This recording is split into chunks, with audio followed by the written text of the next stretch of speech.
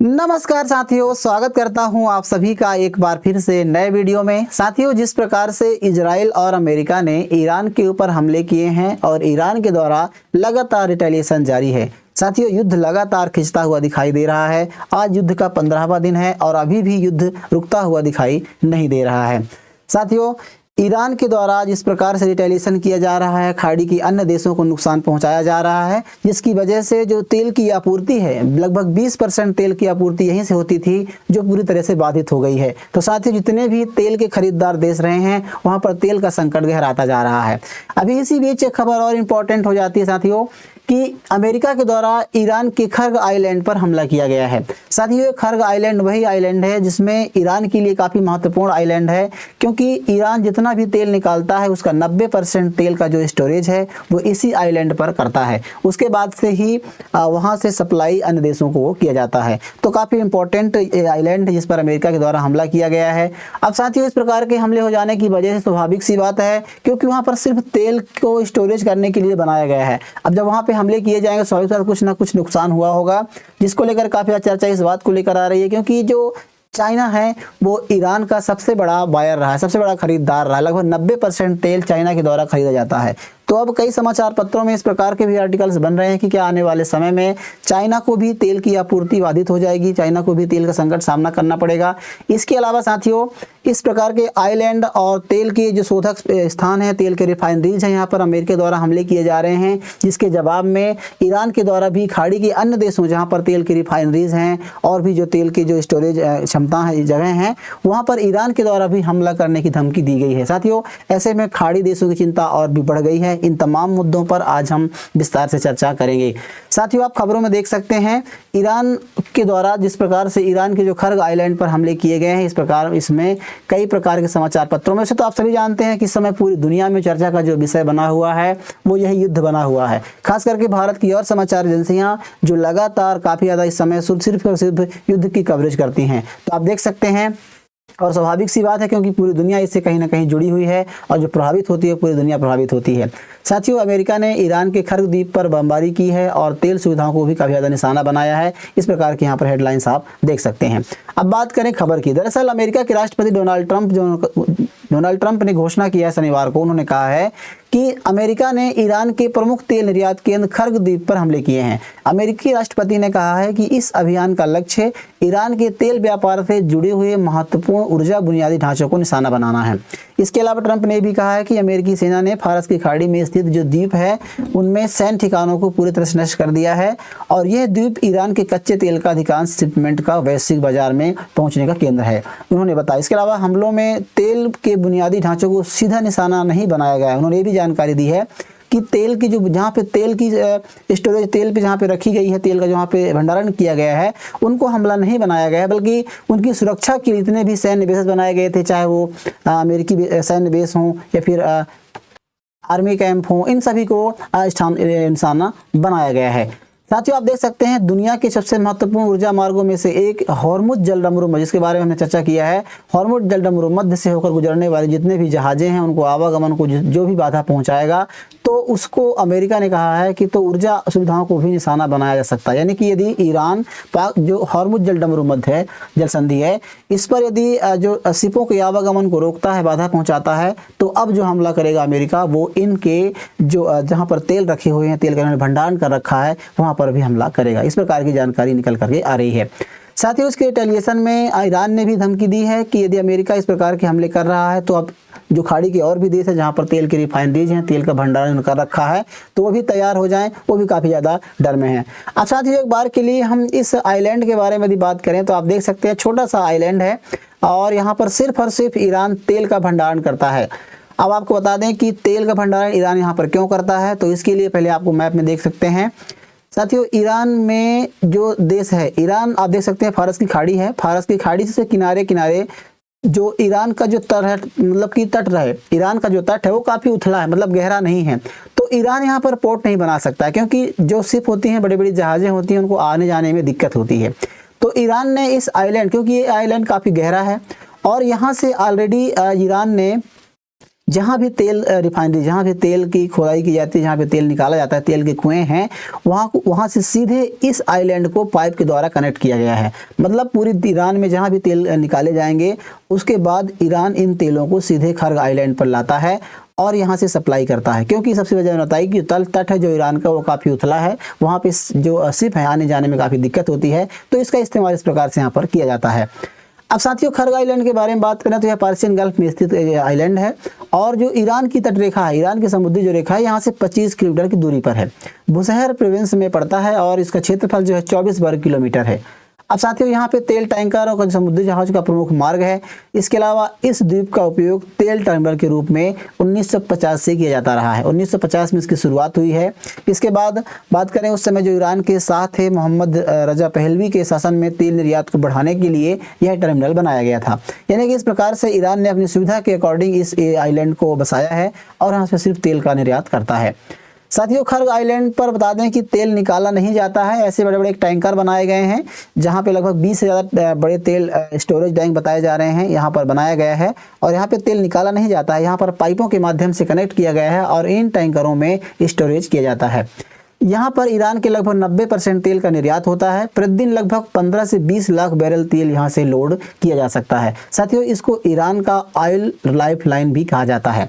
तो इसके बारे में यहाँ पे देख सकते हैं। इसके अलावा बता दें कि हालांकि इसको पहले भी युद्ध का सामना ये कर चुका है। जब इराक और ईरान के बीच वार हुआ था, उस समय सद्दाम हुसैन जिस प्रकार से इन पर बमबारी की थी और यहाँ के जो स्टोरेज टैंकर हैं, जहाँ पे इनकी स्टोरेज क्षमता है, स्टोरेज जहाँ पे तेल के आते हैं, उनको पूरी तरह से उन्होंने नष्ट कर दिया था। साथियों, आपको बता दें कि अभी इसकी रिटेलिएशन में जो कि अमेरिका ने इस पर हमले किए हैं, जिसके बाद से ईरान के द्वारा भी धमकी दी गई है कि अब जो खाड़ी के जितने भी देश हैं जहां पर तेल रिफाइनरीज हैं, वहां पर ईरान के द्वारा हमले किए जाएंगे। आप देख सकते हैं हॉर्मुज की खाड़ी में पहले से विवाद बना हुआ है। ईरान इस पर हमला पहले से ही कंट्रोल करके रखा है और जो ईरान चाहता है वही शिप यहाँ से जा सकते हैं। जैसा कि चाइना की शिप को भी जाने दे रहा था। हाल ही में खबरें आई हैं कि भारत के भी टैंकरों को जो भारत के तेल यहाँ से लेकर आएंगे तो उनको भी आने जाने की परमिशन दी गई है, क्योंकि भारत के विदेश मंत्री एस जयशंकर ने वहाँ के विदेश मंत्री से बात की है और उसके बाद से सोल्यूशन निकाला गया है। भारत के टैंकर भी यहाँ से आ जा सकेंगे।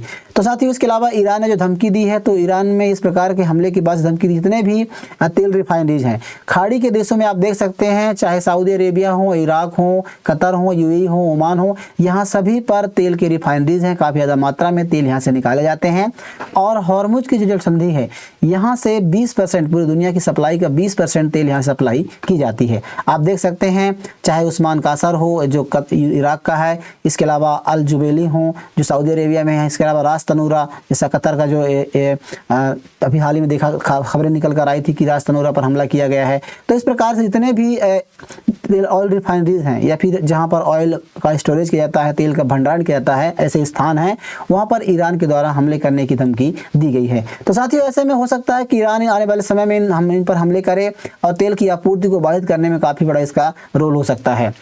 अब इसके लिए ये बात इसलिए भी निकल कर आती है क्योंकि अमेरिका के द्वारा भी आप देख सकते हैं, इजराइल के द्वारा, आप कीजिए, इजराइल के द्वारा ईरान के जो बैंक हैं, एक प्रमुख बैंक है जहां पर ईरान के द्वारा हमला किया गया, इजराइल के द्वारा ईरान के बैंक पर हमला किया गया था, जिसकी वजह से जो बैंक ईरान की जो सरकारी नौकरी कर रहे हैं, जो फिर आर्मी अफसर हैं और भी जो अधिकारी कर्मचारी हैं, उनकी सैलरी का पेमेंट करता था उसी बैंक से। तो साथियों, उसमें हमले करने की वजह से वहाँ के जो डाटा है, उन कर्मचारियों का डाटा है, वो पूरी तरह से किससे कितनी सैलरी देनी है, ये डाटा पूरी तरह से डिस्ट्रॉय हो गया, यानी कि पूरी तरह से नष्ट हो गया है। जिसके बाद से ईरान ने धमकी दी थी कि अब इजराइल के जितने भी मिडिल ईस्ट में जितने भी इजराइल के बैंक हों, अमेरिका के बैंक हों और भी जितने भी विदेशी बैंक हैं, जितने भी इन मिडिल ईस्ट में बैंक हैं, वहां पर ईरान के द्वारा निशाना बनाया जाएगा और हमले किए जाएंगे। जिसके बाद साथियों, जो वित्तीय संस्थानों को निशाना बनाने की धमकी दी गई थी, उसके बाद से बैंकों के शेयरों में काफ़ी ज़्यादा गिरावट आई है और अमेरिका ने काफ़ी चेतावनी भी जारी की है, जितने भी बैंक कर्मचारी हैं वो सुरक्षित स्थानों पर चले जाएँ और भी कई प्रकार के यहाँ पर जानकारी जो है एडवाइस यहाँ पर दिए गए हैं। तो इस प्रकार से कयास ये भी लगाए जा रहे हैं कि हो सकता है आने वाले समय में ईरान जो है ईरान जो है तेल रिफाइनरीज पर हमला ईरान के द्वारा किया जा सकता है। अब साथ ही एक खबर ये भी इम्पोर्टेंट बन रही है कि क्योंकि अभी ईरान का सबसे बड़ा दोस्त रहा है चाइना 90% तेल, आप देख सकते हैं, सबसे ज़्यादा तेल खरीदा जाता है चाइना के द्वारा, वो ईरान से खरीदा जाता है। आप देख सकते हैं 90%, आप देख सकते हैं यह इतना तेल चाइना के द्वारा खरीदा जाता है, सबसे बड़ा बायर रहा है। और अभी खबरों में निकल कर ये भी आई है कि जो ड्रोन से मिले हैं, जब भी टेक्नोलॉजी का इस्तेमाल ईरान कर रहा है वो चाइना के द्वारा दिया गया है। और इसके अलावा एयर डिफेंस सिस्टम भी चाइना के द्वारा दिए गए हैं। तो मतलब चाइना का काफ़ी ज़्यादा रणनीतिक साझेदार रहा है और ईरान और चाइना का संबंध काफ़ी अच्छा है। तो ऐसे में साथियों, जब इस प्रकार के हमले उनके जैसे तेल भंडारण जहाँ पे तेल का स्टोरेज किया जाता है वहाँ पर किया गया है, जिसके बाद से चीन की जो तेल की सप्लाई है वो भी कहीं ना कहीं बाधित हो सकती है। तो ऐसे में चाइना भी काफ़ी ज़्यादा चिंतित हो गया है। हालांकि आपको बता दें कि चाइना डायरेक्ट रूप से इस युद्ध में शामिल नहीं होगा, क्योंकि चाइना काफ़ी चतुर है। वो अपनी बढ़ती हुई इकोनॉमिक में जो भी उसका मतलब कि जो भी उसके हित के काम करेगा, जो भी उसके हित में रहेगा, उसी को वो तवज्जो देता है और उसी पर वो बात करता है। यानी कि बात करें तो अभी साफ तौर पर दिख रहा है कि चाइना इस प्रकार के युद्ध में उलझने वाला नहीं है। बहरहाल चीन की सप्लाई भी रुक सकती है, तो आने वाले समय में रसिया की जो तेल है वो कहीं ना कहीं पूरी डिमांड में रहेगी। इस प्रकार से भारत को देने की बात कही है तो स्वाभाविक सी बात है। हालांकि चाइना भी रसिया से तेल खरीदता है, लेकिन उतनी मात्रा में नहीं खरीदता है। तो आने वाले समय में यदि ईरान से चाइना की सप्लाई रुक जाती है तो रसिया से तेल खरीदना शुरू कर देगा और कहीं ना कहीं ट्रंप एक बार फिर से बैकफुट में आ जाएंगे। जिस प्रकार से उन्होंने तेल की सप्लाई, रूस की जो तेल की सप्लाई है उसको लेकर के उन्होंने जिस प्रकार से सैंक्शन लगाए थे, लेकिन उनकी जो नीति है, जिनकी जो फैसले हैं वो कहीं ना कहीं पूरी तरह से बैकफुट में आते हुए नजर आ रहे हैं। अब साथियों, सबसे बड़ा खबर ये भी है कि जिस प्रकार से मिडिल ईस्ट में डोनाल्ड ट्रंप ने जो मिडिल ईस्ट के देश हैं, सऊदी अरब हो, कतर हो, कुवैत हो, इनको पूरा एक मोहरा बनाकर रखा था और उन्होंने अपने पक्ष में रखा था कि आपकी जो सुरक्षा की जिम्मेदारी वो अमेरिका लेता है। तो उनसे कहीं ना कहीं अभी जो उनका विश्वास है वो पूरी तरह से कम होता हुआ नजर आ रहा है, क्योंकि पूरी तरह से ईरान हावी है और इन मिडिल ईस्ट देशों को काफ़ी ज़्यादा नुकसान पहुंचा रहा है। ऐसे में अमेरिका कुछ भी नहीं कर पा रहा है और अमेरिका की भी खबरें आ रही हैं, कई सारे जो फाइटर जेट्स हैं वो मार गिराए गए हैं, ड्रोन, रडार सिस्टम और भी कई सारी चीज़ें वो पूरी तरह से ईरान ने काफ़ी ज़्यादा नुकसान पहुंचाया है। क्योंकि साथियों, ईरान जो यहाँ से हमले करता है वो छोटे छोटे ड्रोन्स के माध्यम से हमले करता है, और जबकि उनकी सुरक्षा के लिए अमेरिका काफ़ी महंगे मिसाइलों का इस्तेमाल करता है। तो ऐसे में काफ़ी ज़्यादा खर्च भी हो रहा है, तमाम तरह की खबरें आ रही हैं। बहरहाल साथियों, जिस प्रकार से इस जो हमले हो रहे हैं, जिस प्रकार से ईरान के द्वारा धमकी दी गई है, तो कहीं ना कहीं जो खाड़ी के देश हैं उनमें चिंता बढ़ रही है और अमेरिका के प्रति जो उनका प्रेम रहा है, अमेरिका के प्रति जो उनका लगाव रहा है वो कहीं ना कहीं कम होता हुआ दिखाई दे रहा है। अब आप इस बारे में क्या सोचते हैं कि आने वाले समय में खाड़ी के देशों में यदि ईरान इस प्रकार के हमले करता है तो तेल की जो आपूर्ति है पूरी तरह से बंद हो जाएगी और कहीं ना कहीं तेल का संकट देखने को मिलेगा? तो क्या अमेरिका अब बैकफुट में आ सकता है? क्योंकि अमेरिका कई बार कह चुका है कि अब युद्ध समाप्त होने वाला है, युद्ध समाप्त हो चुका है, लेकिन ईरान के द्वारा लगातार इस पर कार्रवाई की जा रही है। और ईरान ने कहा है कि चूंकि ईरान ने ये भी बात कही है कि अभी हाल में जिस प्रकार से अब भारत के एक जहाज, जो बैंकॉक का जहाज था, वो भारत का तेल लेकर आ रहा था, तो उसको अमेरिका ने हमला कर दिया, उसमें 104 लोग मारे गए हैं। तो उसका बदला लेने की भी बात कही गई है ईरान के द्वारा। तो तमाम तरह की खबरें चल रही हैं। अब आप इसके बारे में क्या सोचते हैं हमें ज़रूर बताइएगा। जानकारी आपको कैसी लगी इसके बारे में कमेंट बॉक्स में बताइए। वीडियो आपको अच्छी लगी हो तो वीडियो को लाइक कीजिएगा, चैनल को जरूर सब्सक्राइब कर लीजिए। मिलते हैं किसी ऐसे नए वीडियो में, तब तक के लिए नमस्कार।